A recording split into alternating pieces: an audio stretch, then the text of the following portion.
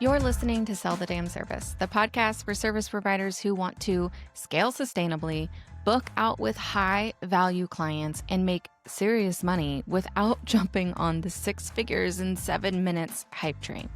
Most of the advice out there is built for one-to-many offers, low-price digital products, and hustle-heavy marketing. But if you want to stay in the service industry and still grow big, the truth is you're not being spoken to until now.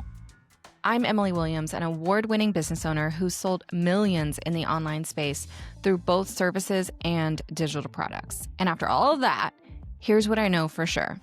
Services are still the fastest, most sustainable path to consistent revenue.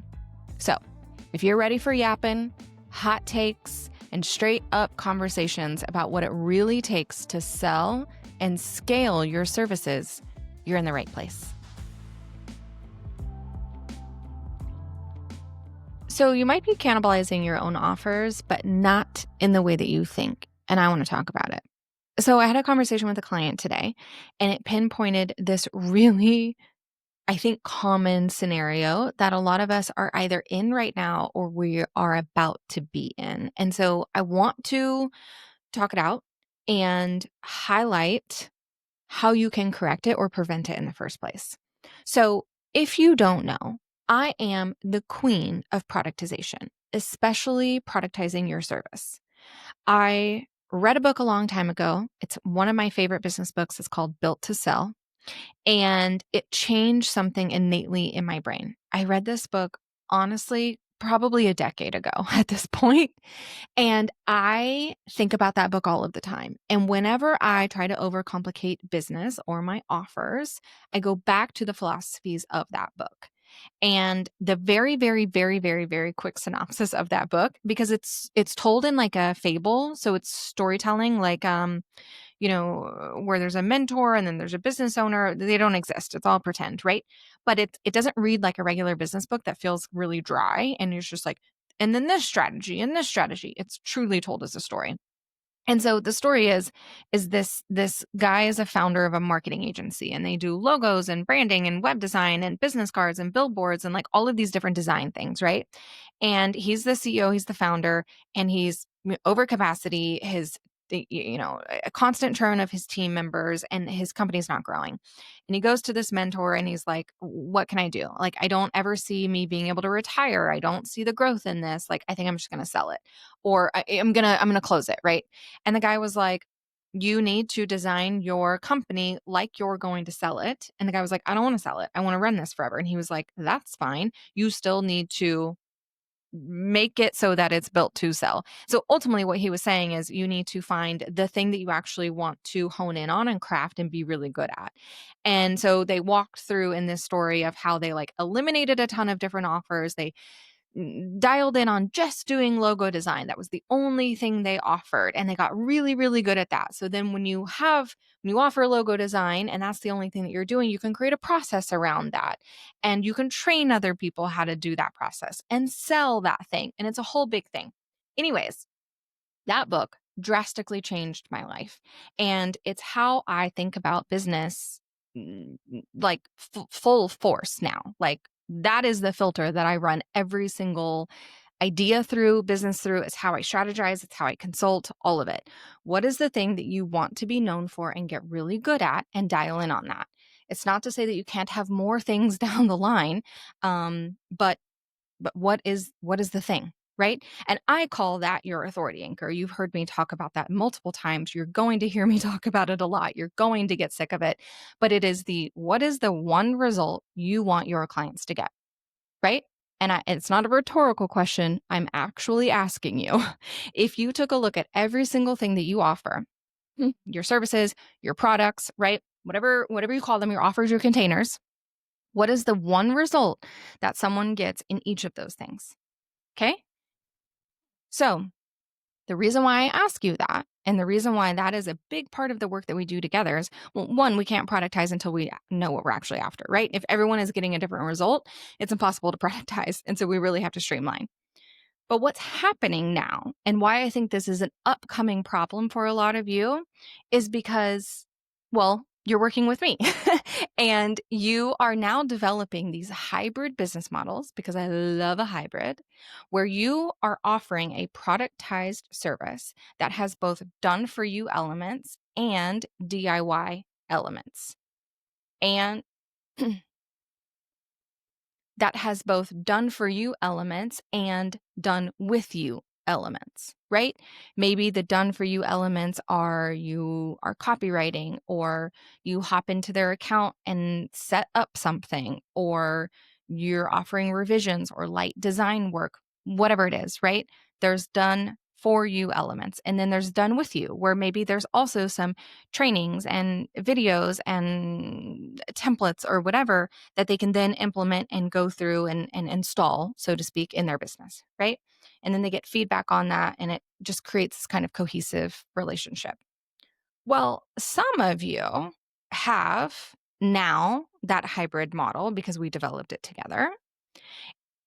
And maybe pre me, you also had a DIY version, right? Like a course, an offer that someone goes through on their own. Maybe there's templates, there's trainings, whatever, but it's completely DIY. It's hands off for you. Okay. Not all of you are going to have this. And I'm definitely not saying you need it. Hear me. You do not need it. Okay. You can have your hybrid container and that's it. Like truly, that's it. Okay. But let's say you created this before working with me and it exists, right? It is part of your offer suite. Now, you've probably heard of, when you're looking at products and offers and containers, you've heard of like the funnel or the ascension model, right? Meaning someone buys something and they ascend into the next higher tier, and then they ascend into the next higher tier, theoretically forever, right? You just keep creating something new for them to buy. I like an offer ecosystem. So it's not just about ascension, because a client can come in potentially at more than one entry point, although it's usually one. But from there, they can upgrade, they can downgrade, they can upgrade, and then they can downgrade again. They can upgrade and then it ends, and then they can come back and get another upgrade, right? It's an ecosystem. People come in, they come out, and they flow through different products. Now, what is the number one thing that makes an ecosystem work that you have to have in place or it will not work? Say it with me. You have to know what the result is of each of your containers. Okay? Now, when we talk about cannibalizing offers, you've probably heard of this term before. And if you haven't, the most, the average example, the most common example that you've probably heard in talks of cannibalization is when a service provider offers a done for you service, and then they get over capacity and they don't understand they're going to make more money. So they say, okay, well, not everyone can afford this container, or I can't work with that many more clients in this container. And so I need to serve a budget client, a lower price client. So I'm going to create a DIY version of the thing that I've now been doing done for you, and it's going to be cheaper. Now, what happens when you do that is that cheaper offer cannibalizes the higher tier offer, because there's going to be, and I know some of you are arguing with me right now when you say, but they're two different buyers, and they are two different buyers. A DIY buyer and a done for you buyer are hardly ever the same person, but they also sometimes are. I am that hybrid buyer. I love to learn and implement on my own. I'm also a very budget conscious buyer. And so if I can get the same result for cheaper, but I just have to do it myself or kind of semi hack it, I will choose that pathway because I like learning and I like implementing and I like being in the weeds with something, right? But if my only option to get this result is to work with you done for you, I'm going to save my pennies and hire you to do it for me, right? So we've seen the cannibalization of, if we offer the DIY, that DIY person might not ever upgrade to the higher tier, and that higher tier person might be confused because you offered the DIY version, but it's cheaper, but they have to do it. It basically just inserts analysis paralysis. Which one should I do? Where am I going to get the best result, the fastest result? Should I hire you to do it, or should I just do it myself? And as soon as we inject confusion, buyer confusion about which offer should I get, which one is going to get me the result I want, we don't make any decisions. I saw this with a client of mine months ago where she had a group cohort, and then an intensive, right? And it was DIY and done with you. It wasn't done with you and done for you. It was the other hybrid, right? So she had the intensive group kind of program, and then she had an intensive that was done for you. Both of those things offered the same result. One was just a cheaper price because she thought she needed to offer something that was budget friendly for people who couldn't afford to hire her to do it for them. So she did. So she created this group container. It was done with you and DIY. She would have buyers sit in that middle spot and say, I don't know which one to get. I don't know. Because the value of getting that result to pay my client to do it for them wasn't enough for them to make that decision. The value of saving money wasn't enough for them to decide to go into that lower tier to do it themselves. They didn't want to spend the time to do it themselves, but they didn't want to pay more money to not do that. Again, they're having to reconcile with their own buyer beliefs in order to make this decision. And as soon as you get a buyer that sits there and has to reflect on, do I want to spend money or time, money or time, money or time, they're not going to make a decision. They're not. And so what I advised her to do was completely sunset the group container. If we're providing the same result in two separate containers, you are cannibalizing your own offers. We were seeing it happen in real time. I said, sunset the group container and go all in on productizing your core container so you can serve more clients. So maybe the price doesn't have to keep going up and you're just going to be attracting your level 10 clients anyways. And so that's what she did. And I think it was within a week, that client who was waffling, who was sitting in that middle ground, immediately enrolled in the Done For You. Immediately. Because it became very clear. I mean, yes, the Sunset Group program was no longer an option, but she could have just not made a decision at all. She could have said, okay, well, the group container is no longer an option. I'm just not going to invest. But she didn't. That's not what she did. And this client of mine went on to have a very low lift, easy, email-based only launch. And I think she pulled in over $27,000 because she went all in on, this is the result I can get you, and this is the container you need in order to get that result. That's it. Right? So when I talk about cannibalizing a lower priced offer with a higher price offer, that's the example you're probably most familiar with, right? But I want to talk about what's been coming up, and it's for these folks who are in this hybrid model. They've worked with me or they have started to productize an offer even without me. That's okay. And they might have a DIY course on the side, right? So I'm going to use an example so you can kind of like understand kind of the nuances. So let's say your core container solves a really big problem, right? Let's say it's, tech and CRM related. Maybe you go in and you set up someone's client workflow, their journey, their templates, their emails within the CRM of their choice or your preferred CRM, and you basically get their like kind of business details behind the scenes running on autopilot, right? Well, then maybe you have a course outside of that that's focused on just one tiny element inside of that bigger core container, right? Maybe it's Zapier automations. Maybe it's emails. Maybe it's lead generation, right? It's something very specific that they get a little bit of, or even a lot of it of inside the core container.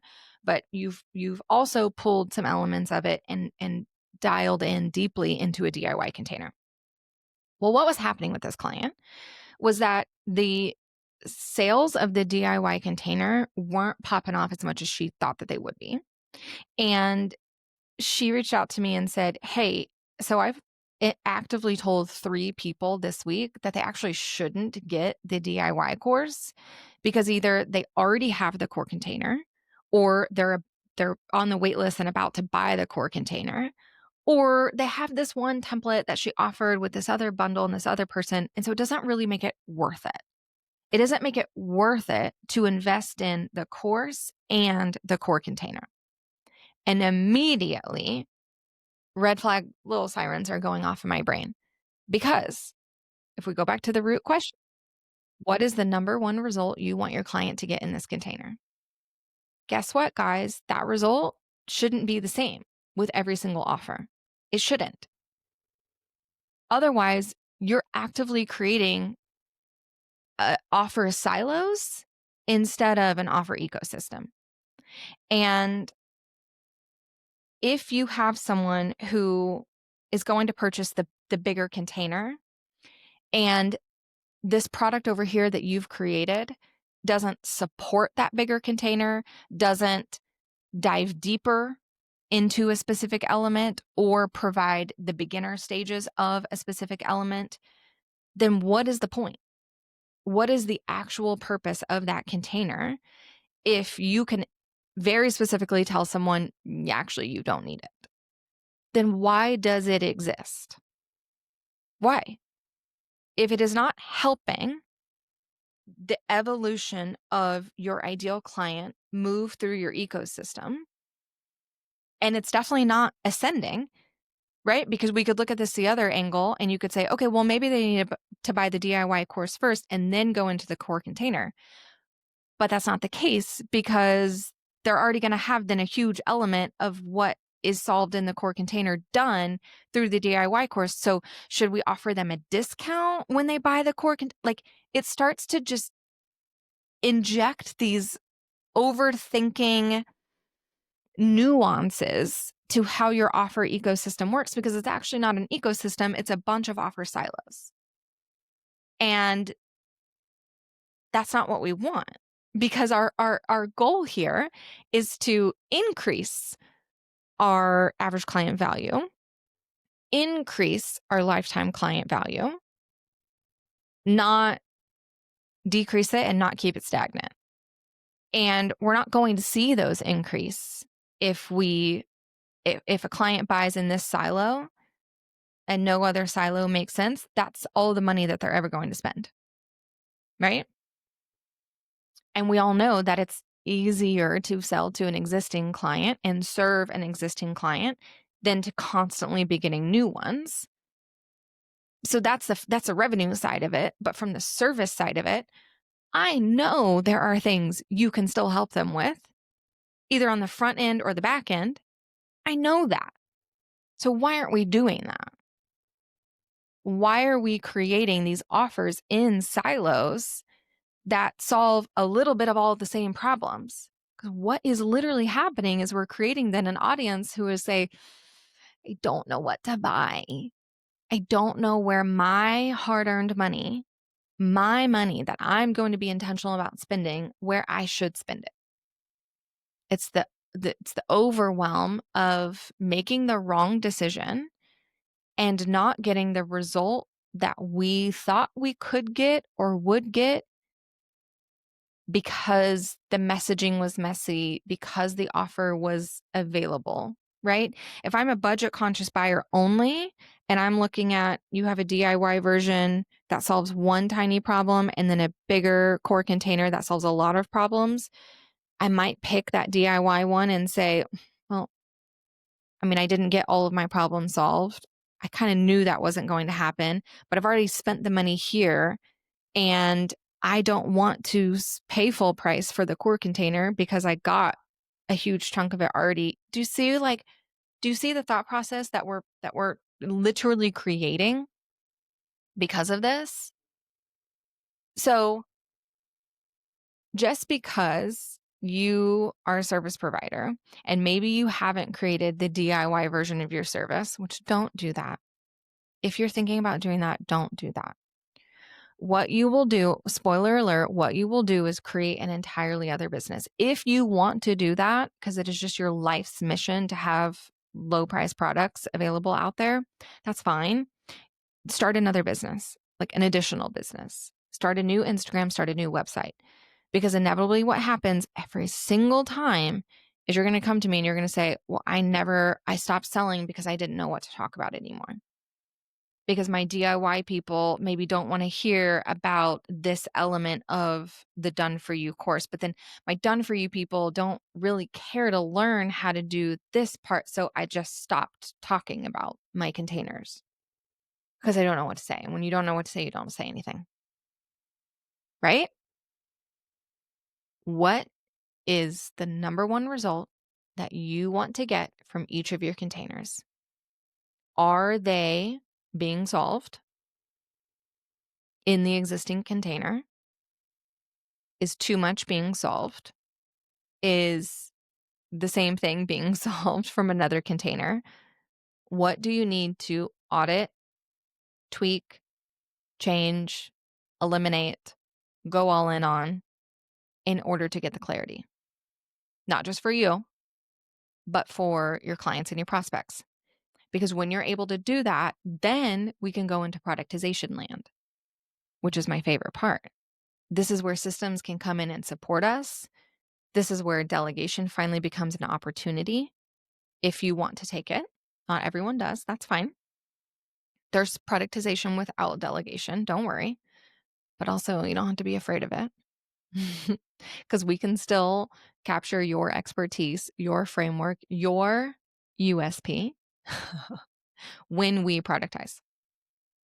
And that is the work that we do inside Sold Out Services. And so if you want to chat more about that, applications are open.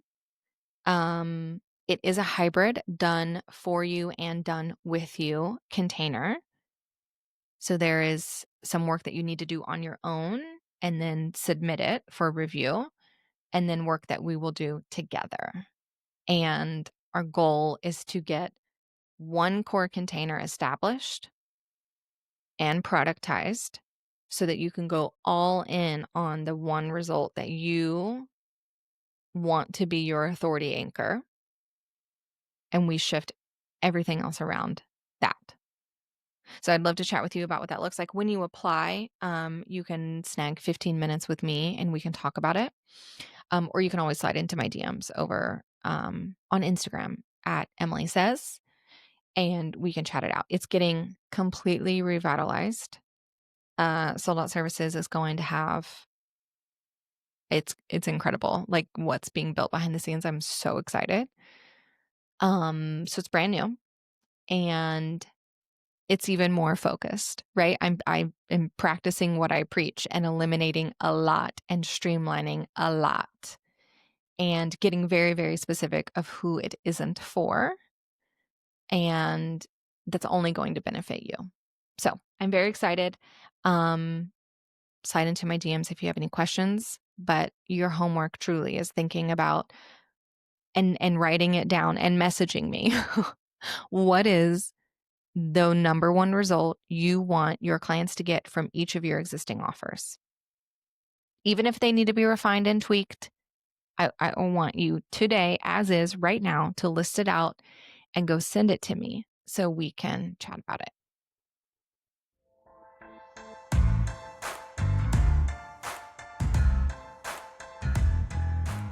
Thank you so much for listening to Sell the Damn Service. If you loved what you heard today, do me a quick favor.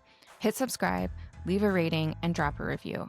It seriously helps more service providers find the show, and it keeps me yapping into this mic every week. It's a nice, free, easy lift way for you to support the show.